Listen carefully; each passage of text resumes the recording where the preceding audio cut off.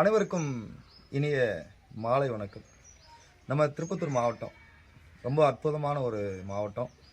ஏன்னா இப்போ தான் புதியதாக உருவாகி குழந்தையாக வளர்ந்துட்டு வருது. திருப்பத்தூர் மாவட்டம் தான் குழந்தையை தவிர திருப்பத்தூர் நகரம் குழந்தை இல்லை.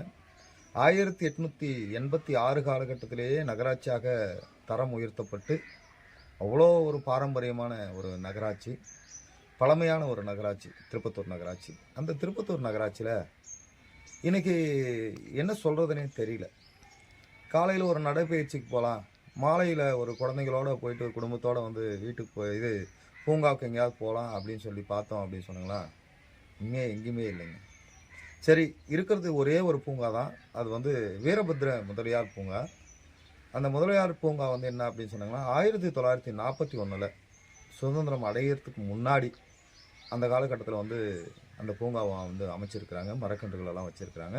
அது இன்றைக்கி பெரிய மரமாக உருவாகி பல்லாயிரக்கணக்கான பறவைகள் அந்த இரவு நேரத்தில் அங்கே தங்கி ஓய்வு எடுக்குது. ரொம்ப சந்தோஷமாக இருக்குது. பறவைகளுக்கு அது சந்தோஷம்தான். ஆனால் அங்கே இருக்கிற மனிதர்களுக்கு தான் ரொம்ப திண்டாட்டமாக இருக்குது. என்ன அப்படின்னு சொன்னாங்கன்னா, சுத்தமாக பராமரிப்பே இல்லைங்க. குப்பையாக இருக்குது. நாத்தம் தாங்க முடியல.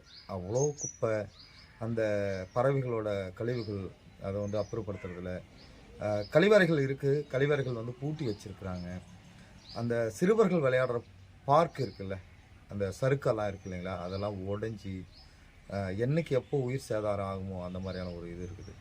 இன்றைக்கி காலையில் தற்சமயமாக அந்த வழியாக அந்த பூங்காவில் நடைப்பயணம் போயிட்டுருக்கும்போது ஒரு வேப்ப மரத்தில் ஒரு பெரிய பாம்பு, அந்த பாம்பு அழகாக அந்த பூங்காவில் விசிட் பண்ணிட்டு இருந்துச்சு.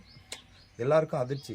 எப்போ இந்த பூங்கா பாம்பு பூங்காவாக மாறிடுச்சா அப்படின்னு சொல்லி, நம்ம மனிதர்கள் இடம் மாறி வந்துட்டோமோ அலறி அடித்து ஓட, அந்த பாம்பு ரொம்ப கூலாக எல்லாத்தையும் சுற்றி பார்த்துட்டு ஒரு பொந்துக்குள்ளே போயிடுச்சு. இன்றைக்கும் அதுக்குள்ளே எந்த நேரத்துலேருந்து வெளியே கொத்துமோ, என்ன பண்ணுமோ, ஏது பண்ணுமோ தெரியாது.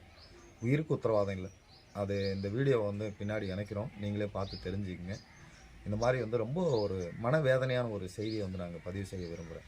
ஒன்றும் இல்லை, நீங்கள் கர்நாடக மாநிலத்துக்கு போகிறோங்க அப்படின்னு சொன்னாங்கன்னா, அங்கே ஒரு சின்ன இடமா இருந்தால் கூட அந்த இடத்த அவங்க எப்படி பராமரிக்கிறாங்க, எப்படி அந்த பூங்காவை பராமரிக்கிறாங்க, மரக்கன்றுகளை வைக்கிறாங்க, சாலைகளை விரிவுபடுத்தும் போது அந்த மரங்களை வெட்டாமல் எப்படி சாலைகள் அமைக்கிறது, தயவு செஞ்சு கர்நாடகாவில் போய் கற்றுக்குங்க.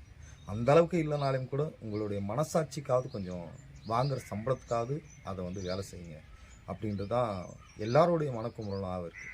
அது பார்த்தோம் அப்படின்னு சொன்னாங்களா, சில நேரங்களில் அந்த பகுதி வேறு ஏதாவது செயல்கள் நடக்கிற இடமா கூட வாய்ப்பு இருக்குது. ஏன்னா லைட்டெல்லாம் அந்த அளவுக்கு இல்லை.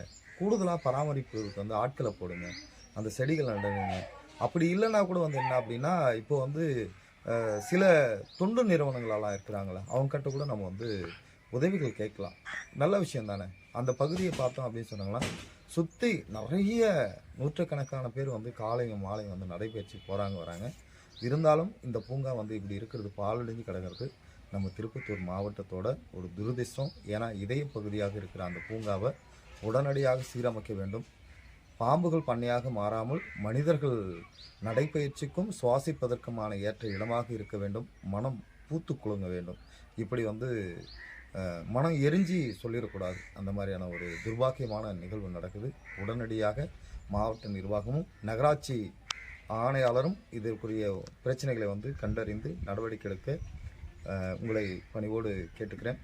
நம் மக்களின் குரலாக பொம்மைக்குப்பம் ராதாகிருஷ்ணன், சமூக ஊடக மைய மாவட்ட அமைப்பாளர், விடுதலை சிறுத்தைகள் கட்சி.